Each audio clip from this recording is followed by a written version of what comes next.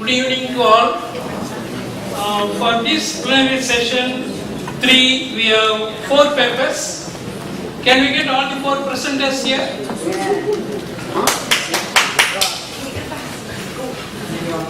Please come.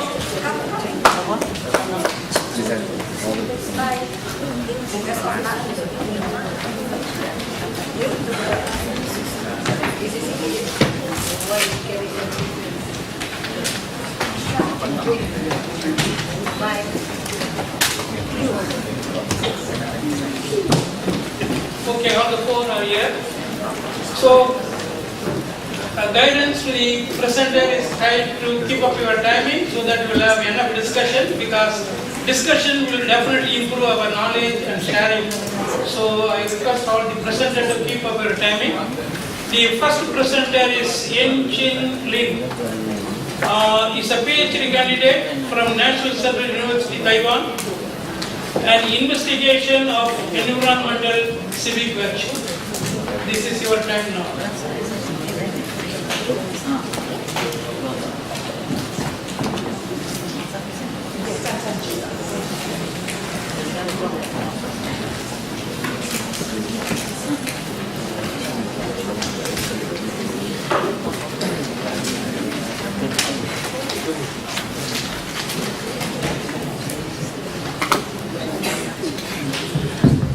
Good evening. Sorry, I have to bring my present note. So this is a very technically quite broad and quite new research for my personal study. I think I'll begin with simply introducing my topic. First, I'll introducing what is environmental normative ethics and into environmental virtue ethics. Then I'll introduce what is the very important part of environmental virtue ethics and why should we shift from personal virtue into civic virtue. The very quick answer is we are living in a community. We live in a society that everyone born as a citizen, not only as a person. Then I'll quickly into the section that introducing what is environmental civic virtue and what it can do. I don't know why the character is a bit small. First, in modern days, most of the research about environmental ethics is spending under environmental normative ethics, which is they try to describe all those animals, creatures. They have some spatial property. Maybe for the finger, it's like animal have interest, animal suffering, they can feel pain. But for Tom Regan, it will be like animal have right to life. They claim all animal or creatures have this kind of specific property, so we should at least put them into our moral consideration. They deserve our moral respect. However, interest, right, value is probably unimportant. I will not deny, definitely not deny. But most of these scholars forgot ethics. When we use in the word ethics, it has its very own important function. Cultivate our virtue, make us into a better person, and telling us what good life is. So I shall begin with a very short story from Thomas Hill, who is environmental virtues ethics. And we're back to this story again after I explain what civic virtues is. Here say he got a neighbor, and the neighbor got a very beautiful house. The house was surrounded by a beautiful display of grapes, plants and flowers, and it was shaded by a huge old avocado tree. If you dislike avocado, you can imagine apple tree, banana tree, any kind of fruit tree. Anyway. We can put more detail into this imagination. There might be some flowers. Maybe some smell, very good smell of like flower aroma. Some butterfly might fly around, pass away during spring. You can imagine that that's beautiful about it.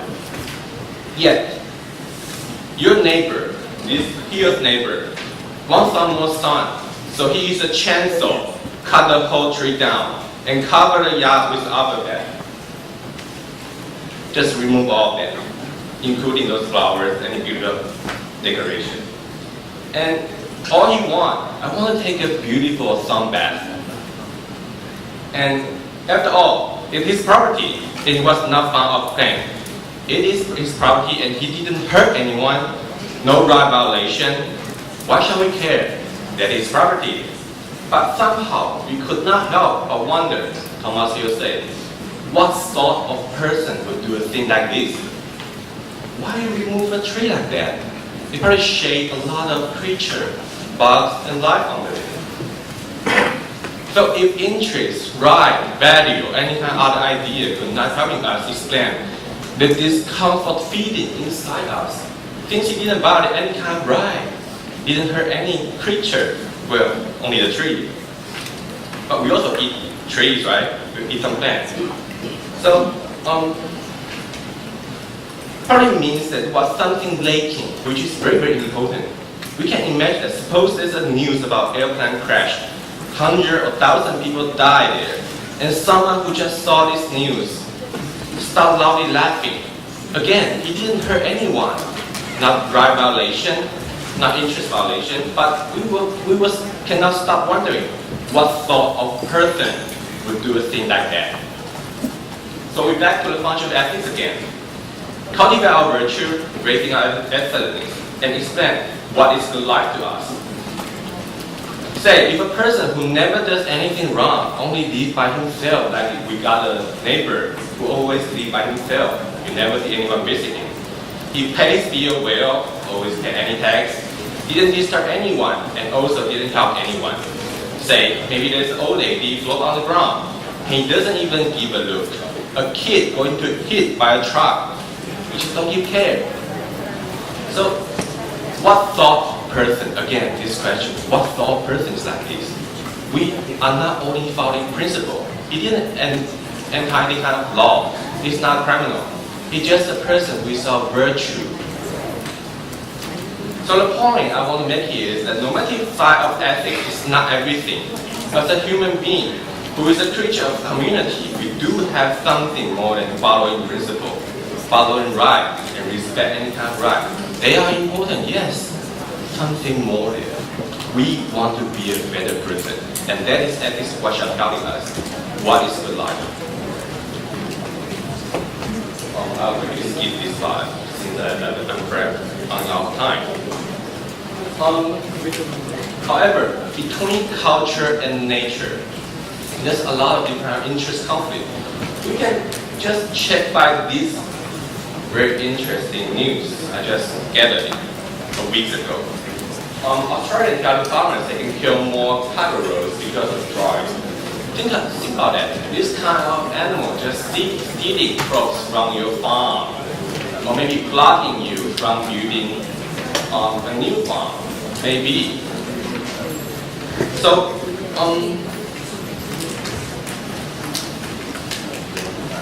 since the drone all graze and plant just dry out, kangaroos can have no choice but to steal from us. For them, they just found us food there. So what we did here, we calculate the interest between culture and nature, between human and kangaroos, and made a decision. If we have some other choice, like if we can make a new forest for them, we make a new plant for them, then we don't have to kill them all. We just have to remove a little amount of it, and that is for our interest, for the whole community. So, for example, I'll give a more hardcore example here. Say 10,000 refugees lost their homeland, and they need a new place to live. The only way, maybe in the country, the only space available for them is a wetland, and which is under protection of nation. But 10,000 refugees need a home. What are we gonna do? The example above, what I mentioned, is not a real case. I just made it up. But since there's even more case in the real world, probably more serious than this, like the nature developing for agriculture or for public transportation. So what is the relation between this kind of conflict I mentioned and civic virtue I'm gonna mention? When we talk about virtue, we we always talk about personal virtue, like this guy's kind, this guy was quite welcome, he did a lot of good things. But most of this is also why most of scholars decide to put their focus on personal virtue. Things it's easier to see how one individual can act on a noble vision of a good life than how a whole citizenry mind. Think about it, we can easily say there is a good guy, but quite hard to say all those citizens are good citizens. The range is quite big. However, is it possible we can learn virtue isolated without culture? We're born in the culture, so it's impossible. Hey, I learned this culture, I learned the virtue because someone told me. Some unseen voice told me. Impossible. So we are not only an isolated person, but a citizen. We belong to our local community. We're born here in a specific culture background. We study principle, moral principles especially, and rule from our community. So surely we want to be a better person, and also we want to be a better citizen. And this will be all those questions about, if we want to be a good person, we might want to protect those animals. But there's something more than that. What about the interests of community? What about those property of farmers? We have to count them all in, instead of those, well, I didn't refer to any of them, but some non-governmental organization, maybe animal protection, they will say, hey, you shouldn't kill those animals. They are poor. They have right to life. But how about those farmers? How about the whole community? So civic virtue, how do we agree? Civic virtue is as we consider the whole community in the priority first than your personal feeling. We need to do more than just your personal virtue. This picture here I made on PowerPoint. It's a very rough scheme of environmental civic virtue, which telling us the priority between different things. The human community and the whole environment definitely be the first priority. We need things with our human community. Interests, right, those ideas we use this. And while we can keep human community and environment, keep maintaining it, we can continue to keep more things like bio-means, maybe clean. Or maybe there's something more like the interest of the whole community. Then, if it's all not, there's no conflict between these kind of things, then we can consider about the welfare of individual. So I try to give a very rough idea here, just want to reflect and also consider. Here is a direction, a new approach. There's something more detailed in every case, including, again, agriculture, city development, such like public transportation. When there's so many different types of interests got involved, animal welfare, animal protection, or environmental protection, maybe deserve more considering when we have to consider the whole interest of the community inside. So what I'm doing here is, might be able to provide different sign and vision, especially compared with mainstream theory of animal protection. Like we saw those on the animal and on the news, like someone probably abandoned the dog eating culture in Korea, saying dog is quite poor. But I believe there's something detailed inside we have to discuss. And this idea is probably able to keep us space for future research and stuff. Thank you.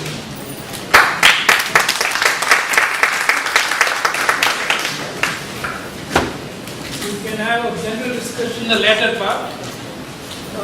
Next presenter, challenges of young agropreneurs in Malaysia towards sustainable agriculture, Susanna Arif, University of Malaya, Malaysia.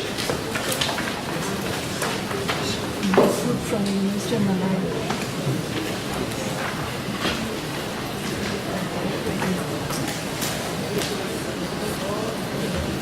Assalamualaikum, I'm very good afternoon. My title for my discussion is Challenges of Young Entrepreneur in Malaysia towards Sustainable Agriculture.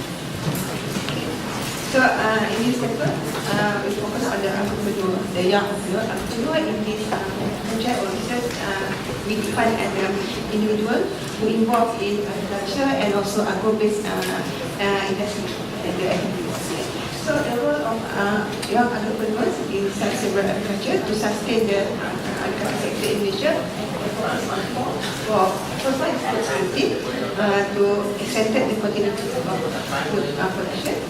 Secondly, for environmental health. Third, economic profitability, and finally to social and equity. Only in recent area on employment opportunity. In Malaysia, the contribution of agriculture sector to our country in 2016 is about 8.1%, or ringgit Malaysia is 89 billion of GDP. For percent, only 50% are the young generation. The young mean from 18 until 40 years old. So we need to sustain the sector to diversify revenue populations. The government, our national government has taken the effort to ensure the national food supply is sufficient and to meet the market requirement. In 2016, only 50% of the farmers is below 40 years old. And we target, the nation target, that by 2020, about 30% of participants are from the young generation. And 50% is from 800,000 farmers all around Malaysia. So it got small number. So our Ministry of Agriculture has introduced Young Entrepreneur Project Malaysia starting from 2014, and in this program, all agencies under the ministry are giving some additional money to introduce the program. And in this research, we focus on Malaysia Agriculture Research and Development Institute, the number 6, Mali. Okay? We focus on Mali because Mali is only one institute that doing their own research and development, because compared to number 1, 2 or 3, they're just managing the farmers. But Mali, they have their own activities. What is the program? The program is to encourage the involvement of youth in entrepreneurship based on the agriculture industry. And the criteria for Malaysian aged between 18 and 40 years old involving activities such as livestock, beef, poultry, cows and goat, plantation, and agro-based industry and food processing. And priority will be given to applicants who have access to land and that for those who already have land and also at least firm that based on agriculture. Okay, so the Mali Young Entrepreneur Program established in 2014, the activities that given to the young entrepreneurs include training, consultancy, grant and funding, and also marketing. They will help the generation to market the product. So in this research or the project, we interview both the staff and also the participant. Okay. In 2014, because they target at least 100 participants a year. Okay. So in this project, we managed to interview the staff from I think that involved in this project. Actually, we have 5 staff for the program, and we interviewed 3 of them. Okay. And from the interview, we realized that they have 2 challenges to part, the institution, the Mali itself, and also from the entrepreneur, the participant itself. So from the institutions, the challenges is that to build and develop confidence of young entrepreneur, because you need to motivate or tell the people, they need to tell people that the sector is profit, the sector will give income. It's not like, because in Malaysia, the youngster, they prefer to work in the office, not outside, like no aircon. And number 2, the allocation of budget, limited, and Mali need to narrow down to high potential young entrepreneurs. Limited because the government in 1 year, they provide about 9 to 10 million for 100 and 120 participants. And also, maybe because of the criteria where the young generation want to apply for the program, they have to at least have a firm or a land to start the program. Okay, small manpower refer to the institute, the party, because small set of staff, they already have 5 people to handle the program. Okay? And they have set of value that 100 and 120 per year, because every year the ministry wants to have at least 100 to 120 every year. Okay, for the participant side, the challenge is on price factor, meaning the product, the price of the product, volatility and uncertainty of the market price. Because during the interview, when we ask, for example, that farmers that on chilies, they say that the market is not very good for chilies because the buyer prefer to buy chilies from Thailand and Malaysian chili quite expensive. And capital is a large amount of capital for food and sustainability level and fertilizer. Because market, yes, they provide grant, but the grant is only for the starting. Then they give for first year, for money for first year, and then to sustain 5-10 years, the participant need to find their own capital. Okay, and third challenge is knowledge and experience. Meaning that participants at least need to know, have knowledge on agriculture. Meaning that when you graduate or even though you have land, that you don't have any experience on agriculture, you are qualified for the program. Okay. Sustain the program's performance. Sometimes from 2014, during the period for 1 year, there's participants that stop the agricultural operation because they cannot follow the process of agriculture and the working process. Because when you enter or participate in the program, you have to be in certain process that you need to follow. And also finally, the internal factor, you need to clean the problem, and then for the lesson. Okay, that's all the solutions. The solution is important to ensure food supply is sufficient for the country and lower dependency on import and produce environment. Thank you.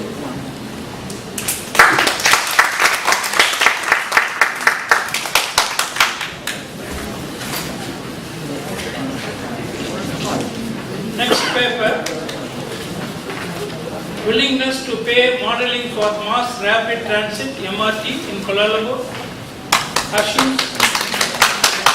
is a senior lecturer from the Department of Science and Technology, University of Malaysia.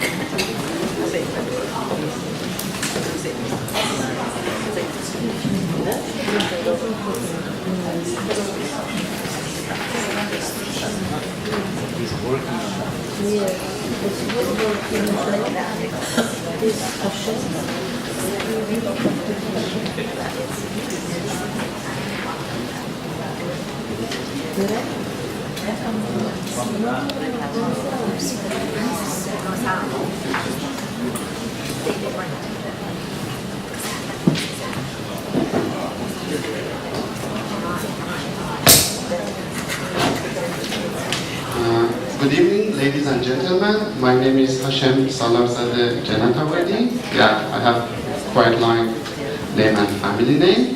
Actually, I'm from University Malaya, but originally I'm from Iran, and I've done my PhD and postdoc in University Malaya. After that, I was hired on University Malaya, and now still working with them. And I'm really glad to have a team working with my head of the department, Prof. Cheban. Every year we go to every country in South Korea, Indonesia, and also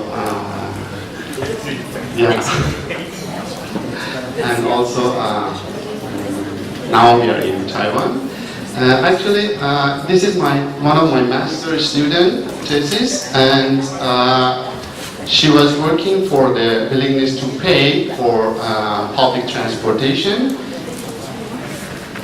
Maybe I'll move on very fast, and you can consider my time for the others, because maybe it's not related to the conference, and I'm so sorry because of that. But one of the main reasons Malaysia focused for the MRT, because for the first one, you can see Malaysia record the highest number of the passenger car ownership at 311 per 1,000 people. Even every family have 4 or 5 or even 6 cars, but they don't use public transportation.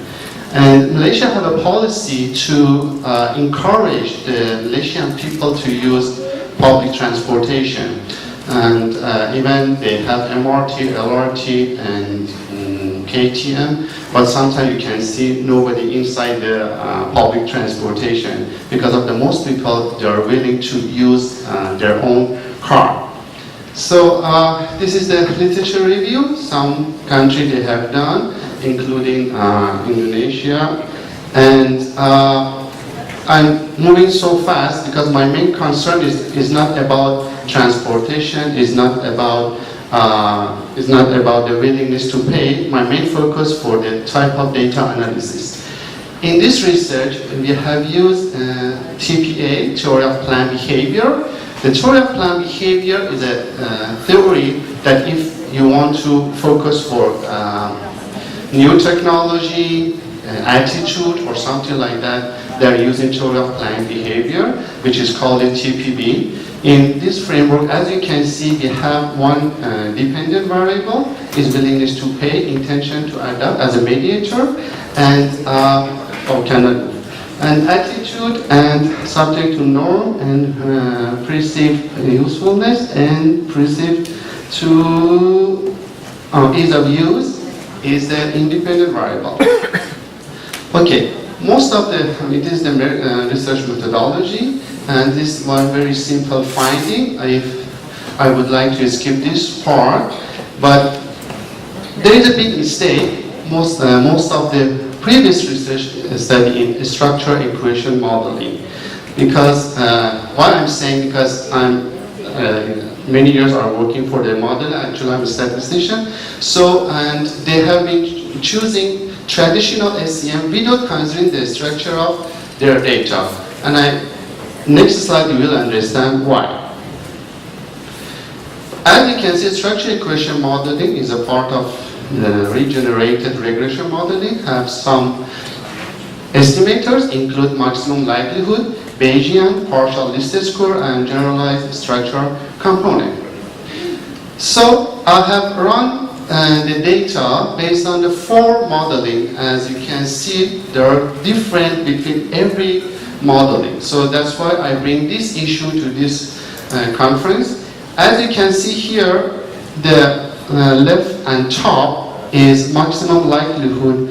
You can see our score is 0.67, right?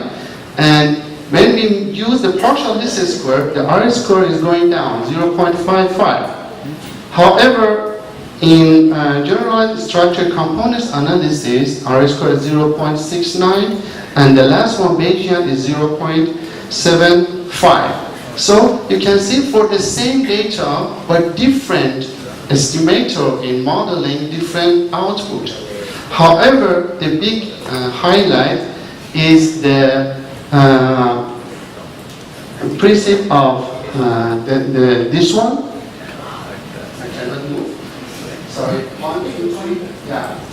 No, the point is not working, right?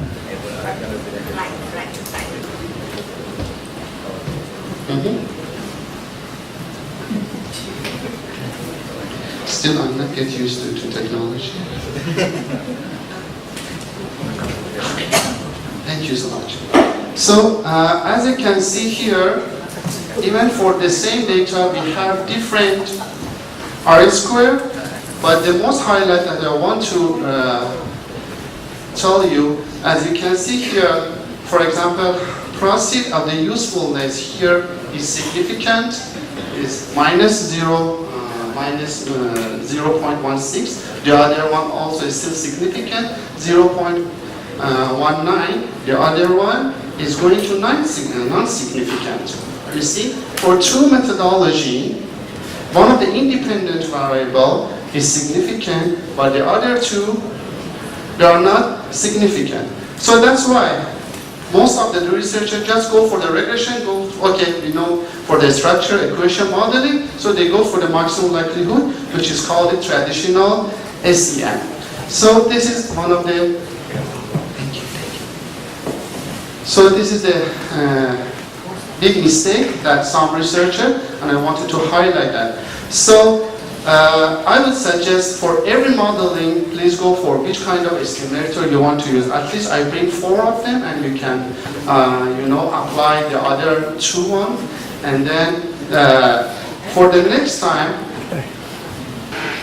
for the next analysis, you have to do some also indices. So even we can say this one is not significant or this one is significant, we cannot judge from now. There are some indices which is called 4 indices in statistical analysis. I just MAPE, Ramsey, and MSE and R squared.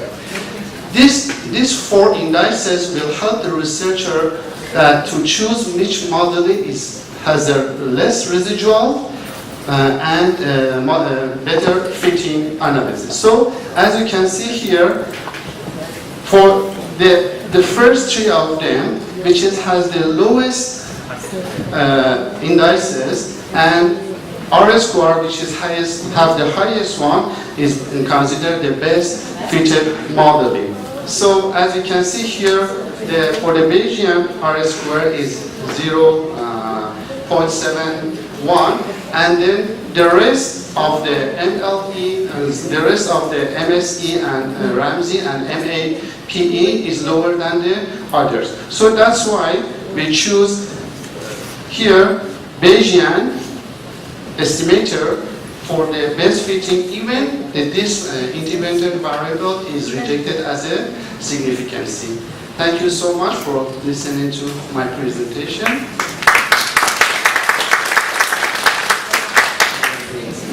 So next presentation, labor and delivery nurses ethical dilemma, response to professionally experienced pregnancy termination, Su Chen Ku from National Taipei University of Nursing and Health Sciences, Taiwan.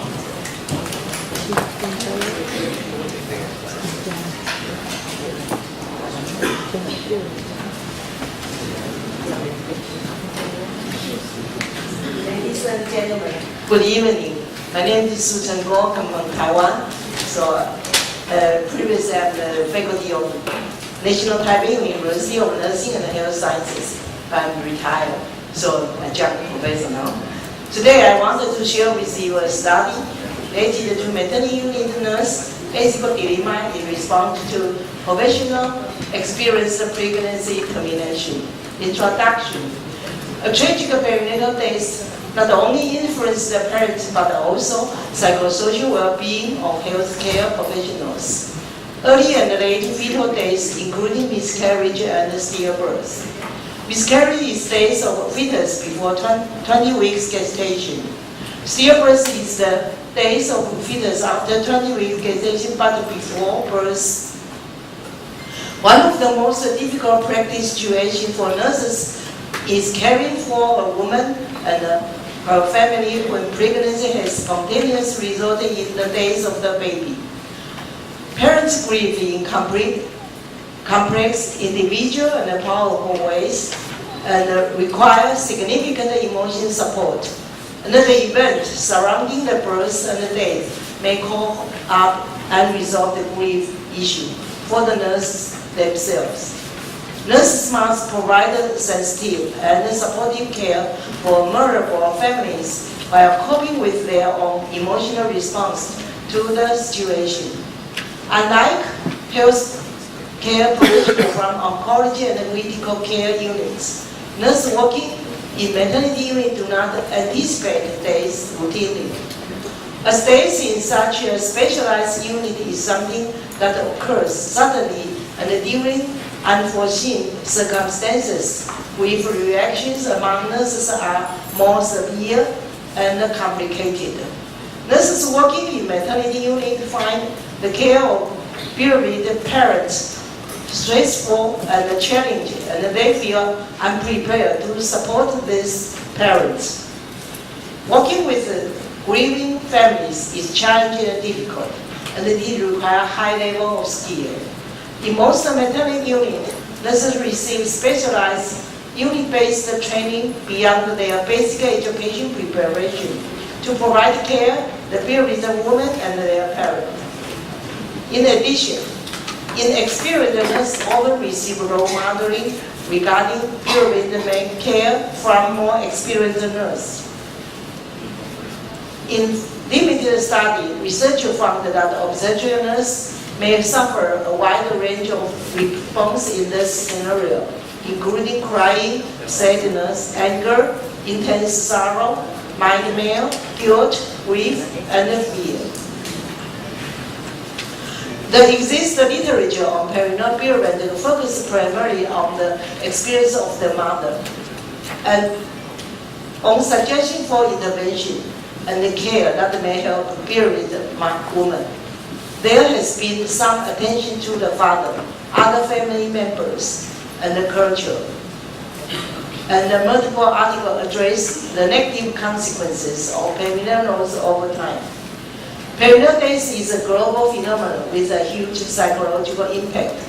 There is a paucity of literature examining the experience and the ethical dilemma of nurse experiencing perinatal death in Taiwan. The purpose of this study was to explore nurses' caring experience of ethical dilemma related to pregnancy termination. Significance of the study, nurses who must care for multiple women experience fetal loss and considered to be at risk for developing work-related psychological disorders. Over time, nurses who provide care to those women may find themselves unable to cope with this distress. As nurses deal with ethical decisions and value-based judgment every day in practice, when nursing staff encounters the problem of nursing ethical conflict of pregnancy termination, it is very necessary to further understand it before they can design an improvement plan methodology. This is study design. This study uses an oral history method to capture personal story and construct new evidence and avenue for future research. It explores the individual and thematically the collective experience of pregnant women who encounter pregnancy termination. Then I generate evidence where little or other documentation exists. We consider oral history as more attributed to compelling short narrative about the people and the particular events, as in this case. As a research methodology, it allows the individual to be central to the empirical data, giving voice to those who have arguably been ignored, marginalized, or silenced within particular contexts. Since our study was focused on the particular event in the nurses' lives with practical implication, rather than a more philosophical understanding of what this means for them, we opted for oral history rather than a phenomenological approach. Our interview style encourages the participant to recall and convey their care, pregnancy termination issues, and what it means to be a caregiver, or how the situation strengthened the relationship, or how it was done, and how the participant felt about doing it, etc. Using the oral history approach, we are 2 to 3 times deep interview, provided opportunity for participants to articulate their own situation and feelings, memorize or understood in new ways, and then the self-story is both confirmed and recreated. The oral history method has been considered appropriate in the verbalization of different beliefs and particular experiences, allowing for the exploration and elaboration of lives or aspects of life in particular. Ethical consideration. This study was approved by the Ethics Committee of the hospital. Written informed consent was obtained from each participant before the interviews. Confidential and the right of refusal at any time were stressed. The data disclosed in the interviews were confidential. To preserve the practitioner anonymity, pseudonyms for all persons were used through the research. Participants, inclusion criteria. For participants in this street, were nursing staff with more than 3 years of experience in the labor delivery room, experience in terminating pregnancy care in the work of the labor unit, willing to participate. Data collection. The semi-structured interview were conducted by the first also in the participants come for the press. A short questionnaire was used to record demographics such as age, marital status, particular parenting and education level. In consultation with colleagues, the interview formulated the guide question and to be as very free as possible. Although literature was utilized to inform what area might be covered in this interview, no specific questions specifically relied on the literature, as it was thought that the questions were more of a guidance than specific. And then the method of oral history, like anthropology, then it is more to explore issue and asking guiding questions as the arose in each situation, rather than stick to a structured regimen. Also, literature specific of this issue provided precise guidance on questions to be asked. And thus, we took the opportunity through oral history and the guide question to allow participants to raise issues important to them, and perhaps that we had not thought of, which were then developed in subsequent interviews. Using these questions as a base, the interview guided the participants to describe their experience regarding the subject of interest. Commonly, an initial question was, tell me of your experience when you heard the pregnancy termination. Part such as, how did you feel about this case? Encourage the participant to aid them in describing their experience. Investigator field notes were taken during each interview and were including as data in the analysis. No new theme emerged after the mistake. 13 participants had been interviewed. This provides sufficient data to account for several aspects of how the nurse deal with the pregnancy termination care. Apart from interviews, we also use observation field notes and the participant check to achieve coverage of a variety of situations and narratives. In addition, an example interpretive framework was conducted after the second interview. Data analysis. After establishment of the original data, we reached each interview to discern the narrative logic of the participant and sort out the life experience of the participant, and then the issue of discussion and analysis, keeping in mind during each process that the nurse view and the voice should be a priority. We immerse ourselves in the data to understand the participant's point of view from empathetic rather than a sympathetic position. Next, each transcript was read through again several times with a view to identify narrative segment and category within it. As part of this process, analytical memos were also made. Following this, preliminary and tentative connection were made to theoretical concept related to issue emerging with each participant's story. This process also, with the analytical memos, helped shape the question asked and the theme explored at the next interview as part of a cyclical process. As the interview progressed and the data were accumulated, connection were sought across the narrative segment. we then integrate the summary and role story, study rigors. So we also use the different kind of method and use the coding book and then make it consistent to do the data analysis, to keep the data quality, okay, because of okay, findings. 13 nurses were interviewed. The age of the participants were 28 to 50, and the working experience were 5 to 28 years. One had one vocational nursing high school, and one is junior college, 8 were graduated from university, 3 from graduate school. The findings, the frustration and helplessness of the care of pregnancy termination. Many interviewees had little exposure to termination of pregnancy before they worked. Most of them don't know how to deal with this situation.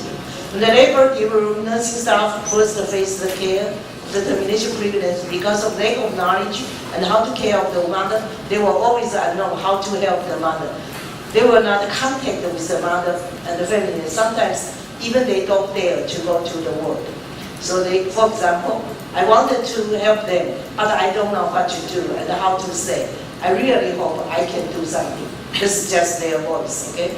The anger of elective termination of pregnancy. So the elective termination of pregnancy is no medical indication. Depend on the maternal willingness to choose to terminate the pregnancy. The nurse just play a help role, however they disagree and anger to this decision by the woman. Nursing staff in medical institution cannot refuse to care this kind of woman, but feel deeply powerless and anger. So they say the birth control is not done well, it will hurt their life. The feeling is very bad. I had it like this. Okay, unable expressing the pain of emotion. No matter how sad the mood is, nurse cannot cry in front of the pregnant woman and the family members. Nurse think this is a professional care provider. If she don't feel strong in her mood, how can she call the pregnant woman to be strong? But remember also needed her support. How tangled the mind is, it is necessary to hold back. In fact, I am struggling with my own mentality, maybe because of the demand for work. We must hide it behind the scenes. This proof of termination of pregnancy and leaving the delivery unit. The role of the nursing staff is really to help, but nurse doesn't like this kind of medical treatment. This feel very uncomfortable and they feel that this is very bad behavior. She would struggle very much and then she left. The nursing staff should have the persistent and ethical. I think the clinic is not suitable for these norms, so I decided very much. I left the unit. Unable choosing not to take care of the pregnant termination. It is work. You have to take the responsibility. It is necessary to take care of the woman in the duty. There is no way to refuse to say no. Many nurses verbalize the need for social support and the training to cope better with perinatal days. Some doctor will say that he doesn't accept a case of abortion, but I'm not willing to. However, I have no right to say so. As for confidence in the care of the newborn, the newborn baby is necessary to take special care. After all, newborn is alive, and it has been determined to be alive. The fetus should have a warm oxygen supply as soon as it comes out. This basic life support factor, it should be provided. This didn't give the newborn care and exert the days of the fetus. Although she knows that the fetus will not die, but not say that the fetus is placed there. Do not care about the fetus. I feel helpless and sad about the baby born in the terminated pregnancy. I just shouldn't stand there watching him die. I'm afraid. I think this is bad behavior. Discussion. Some nurses explore feeling uncomfortable with the various aspects of period care. Knowing what to do contributed to the unease of nurse. For nurses in this study, the negative consequences describe a real symptom of compassion fatigue, such as feeling overwhelmed and incompetent and then recalling situations that they will never forget. Nurses express that a woman's needs, physical, mental, emotional, and spiritual, can overwhelm to the point that the nurse doubt their ability to provide adequate care. Nurses in this study verbalize the need to both formal and informal social support for them to cope better with the perinatal days. Professionals shared the need of informal meet-up session with the parent of them to have culture and to learn from those parents. It might be a great idea to arrange sharing session with parents during perinatal care education program. This might in turn bridge the gap between service provider and the receivers of care. There were some other needs shared by the nurse in this study, that the emotional vulnerability of maternity unit staff and having the support and flexible of looking after parents with perinatal days. A previous research reported various perinatal events that were perceived as traumatic by the midwife working in the maternity unit, and one of the relating to those experiences was institutional context. There should be institutional policy and a guideline that focus on providing support to their staff members while acknowledging that they are emotionally affected by working with bereaved parents. Developing clinical expertise is necessary to gain the comfort level and the skill necessary to care for those vulnerable families. Orientation experience and the nursing staff debriefing would help. Needed education including with training, communication, technique, and the guideline for the extensive paperwork. When the integrity of nursing is compromised by pattern of insinuating behavior or professional practice, thereby eroding the ethical environment and resulting in moral distress. Nurses have an obligation to express their concern or consensus objection individually or collectively to appropriate authority or committee. Nurse administrators must respond to concerns and work to resolve them in ways that preserve the integrity of nurses. They must take change education active or expectation in the practice setting. They are morally objectable. To provide a strong base to this professional educational institution should develop days and perinatal care in nursing curriculum. Nursing curriculum should introduce topic of perinatal days and perinatal care. Lastly, institutional support in terms of policy and guideline acknowledge the experience and need of the staff working in maternity units is of utmost importance. More research is needed to determine whether nurse caring for mother experiencing fetal loss are at risk for compassion fatigue. Future research is needed to identify strategies and interventions to help nurses so that they continue to give the best care possible to this very vulnerable family without detriment to themselves. Conclusions. Nurses acknowledge their lack of knowledge and skill in giving emotional support and express their feelings to undergo training. This need should they will be addressed. A counseling program be developed to help nurses deal with the problems in water situation while they are still able to attend to their mother. The institute should develop guideline policy and procedures to help self-professionals to cope when a life can no longer be served. A multidisciplinary approach and conference that the target cause of perinatal loss are also recommended. Thank you for your. Thank you. We have just 10 minutes. Now the floor is open for discussion.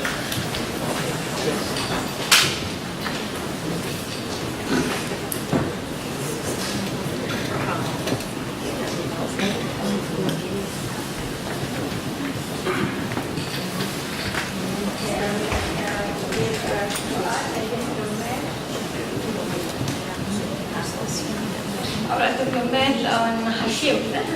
Please identify yourself. I'm Latifa from the National University of Malaysia. So I would like to give a comment on Hashim Akbar. Actually, you are in the right conference. I would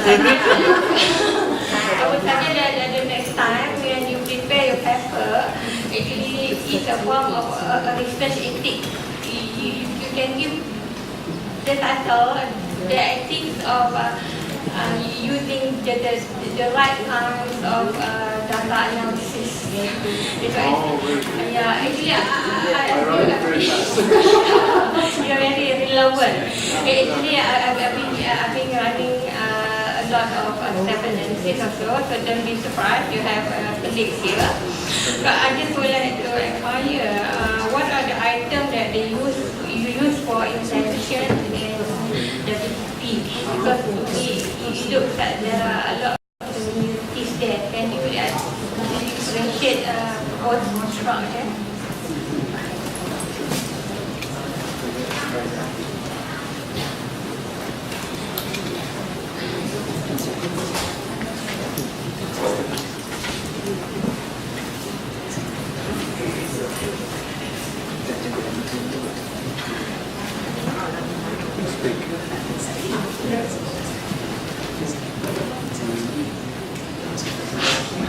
Thank you for your comment.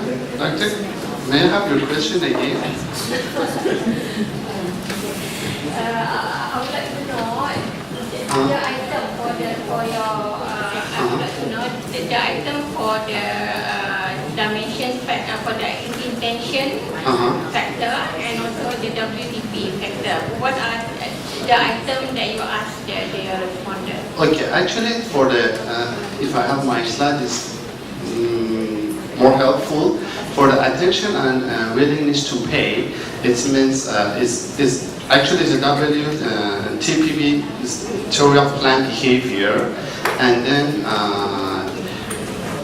for every of them we adjusted based on the transportation.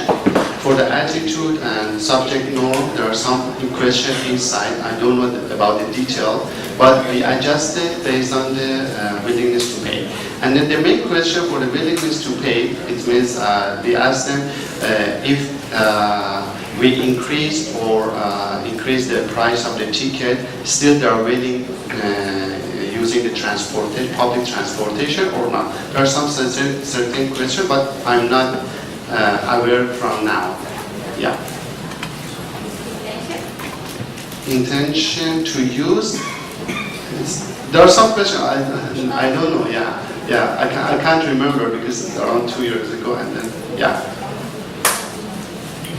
And thank you for your advice. For maybe I go for ethic of right for data analysis. Maybe we can publish it with my group. Thank you. Any more questions?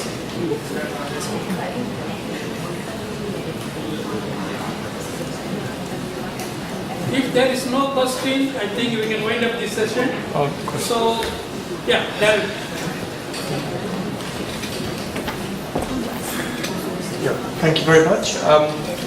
The first question is to Inchen. It was an excellent presentation. I think, have you considered, most of your paper was looking from the anthropocentric perspective of asking if we cut a tree. If we look at a biocentric or ecocentric perspective, so the biocentric would be from the living organisms you mentioned, or the ecocentric, then we could maybe find a different view of the protection of nature. Is culture just from an anthropocentric perspective? So if we're do deep ecology, as I'm sure you've looked at, then the ecocentric or biocentric perspective would give us a different answer and maybe make us think more. And a question for Susanna.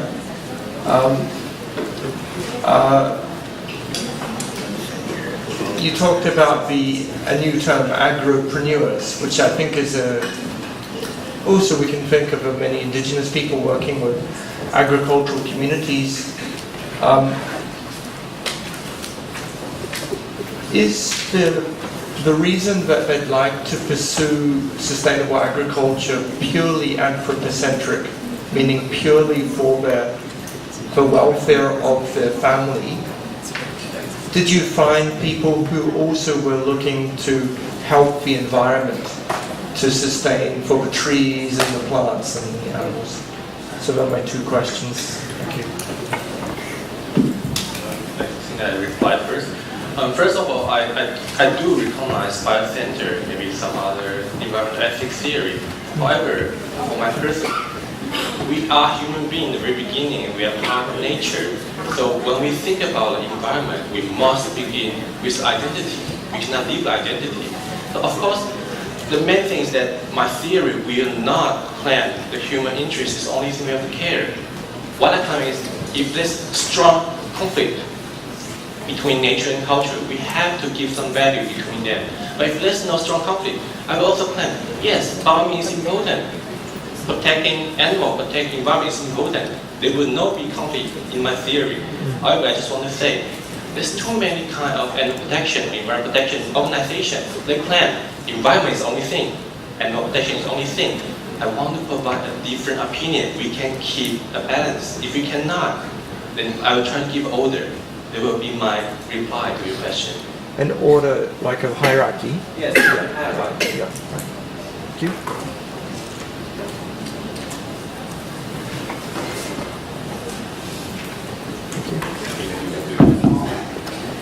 Okay, in a spot question from research, generally for the participant, the purpose of the joint programs only for academic reason. It's not for the environmental protection, only from the institution part, because they produce technology that increase or reducing the or increase the environment proteins such as organic farming. But for the participant part, they just follow the program, and during the interview also they some of the participants they said that they just use for the purpose. Thank you.